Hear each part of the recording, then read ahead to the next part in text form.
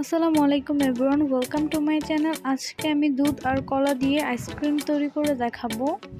তাই এখানে আমি 2টি কলা নিয়েছি। এবার কলার খোসাগুলো ছাড়িয়ে কেটে নিচ্ছি। এবার একটি ব্লেন্ডার জারে কলাগুলো দিয়ে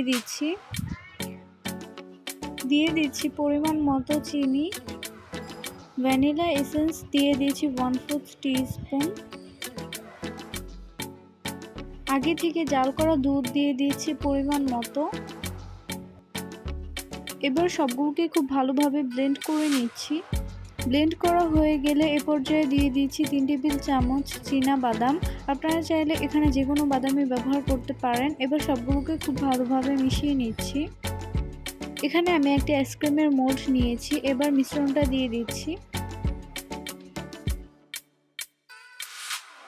তারপর আইসক্রিমের কাঠিগুলো দিয়ে দিচ্ছি। এখানে আমি আইসক্রিমের একটি বাটি নিয়েছি, বাকি যে মিশ্রণটা থাকে ওইটা আমি এই বাটির মধ্যে দিয়ে দিচ্ছি। এবার উপরে কিছু বাদাম কুচি আর চেরি দিয়ে দিচ্ছি। এবার এগুলোকে আমি 12 ঘন্টার মতো ফ্রিজে রেখে দিব।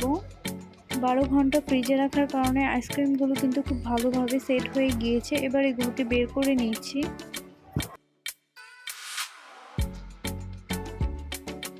তৈরি হয়ে গেল একদম সহজ পদ্ধতিতে মজাদার দুধ আর কলা দিয়ে আইসক্রিম।